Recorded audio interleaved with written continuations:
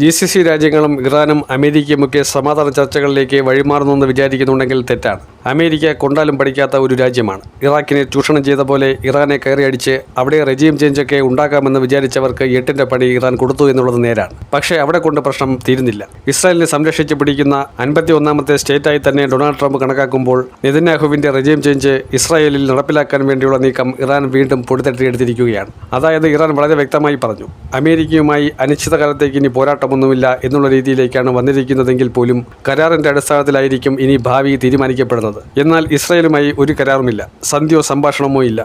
ഇസ്രായേലിനെ സംബന്ധിച്ചിടത്തോളം ഇറാന്റെ പതനം റെജീം ചേഞ്ചിൽ കുറഞ്ഞതൊന്നും അവർ ആഗ്രഹിക്കുന്നില്ല. എന്നാൽ ഇസ്രായേലിന് അതിനുവേണ്ടിയുള്ള കരുത്തുമില്ല. അമേരിക്കയെ ഡിപ്പെൻഡ് ചെയ്തുകൊണ്ട് ഇസ്രായേൽ ചില നീക്കങ്ങൾ നടത്തുന്നതൊഴിച്ചാൽ ഇസ്രായേൽ ഇനിയും അടിവാങ്ങിച്ച് കൂട്ടാനിരിക്കുകയാണ് എന്ന് തന്നെ പറയേണ്ടി വരും. കാരണം നെതന്യാഹു ഭയന്ന് പറച്ച് തന്നെയാണ് ഇരിക്കുന്നത്. ഇസ്രായേലിൻ്റെ കമ്മ്യൂണിക്കേഷൻ സിസ്റ്റവും ഇസ്രായേലിൻ്റെ ഡിഫൻസ് സിസ്റ്റവും എല്ലാം തകിടം മറിയുന്ന കാഴ്ച. അമേരിക്കയുടെ എയർബേസുകളെല്ലാം GCC രാജ്യങ്ങളിൽ നിന്നും പറിച്ചു മാറ്റാൻ ഉത്തരവിടുന്ന രീതിയിലേക്കാണ് ഗൾഫ് രാജ്യങ്ങളുടെ ഈ കൂട്ടായ്മ എടുത്തിരിക്കുന്ന തീരുമാനം. അങ്ങനെ സംഭവിച്ചില്ല എന്നുണ്ടെങ്കിൽ ഇറാൻ വീണ്ടും അടുത്ത പദ്ധതികളിലേക്ക് കടക്കും. ഇറാനെ സംബന്ധിച്ചിടത്തോളം ഭയം എന്ന വാക്ക് അവരുടെ നിഘണ്ടുവിൽ ഇല്ലേയില്ല. സർവ്വസന്നാഹങ്ങളും കൈമുതലായിട്ടുള്ള ലോക പോലീസാണെന്ന് സ്വയം വിചാരിക്കുന്ന അമേരിക്ക യഥാർത്ഥത്തിൽ വിഷണ്ണരായിരിക്കുന്ന ഒരു അവസ്ഥയാണ്. അവരെ കൊണ്ട് തിരിച്ചടിക്കാൻ കഴിയുമോ എന്ന കാര്യത്തിൽ വലിയ രീതിയിലുള്ള അസ്വസ്ഥത രൂപപ്പെട്ടു കഴിഞ്ഞു.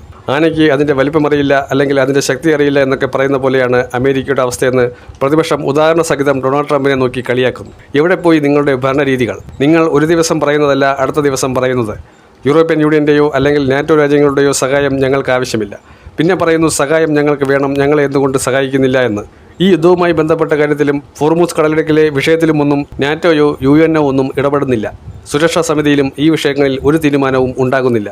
ഇത്തരത്തിൽ പരസ്പര വിരുദ്ധമായിട്ടുള്ള സംസാരമാണ്. വളരെ അവാസ്തവമായിട്ടുള്ള രീതിയാണ് അമേരിക്കയുടെ പ്രസിഡന്റായ ഡൊണാൾഡ് ട്രംപ് നടത്തിക്കൊണ്ടിരിക്കുന്നത്.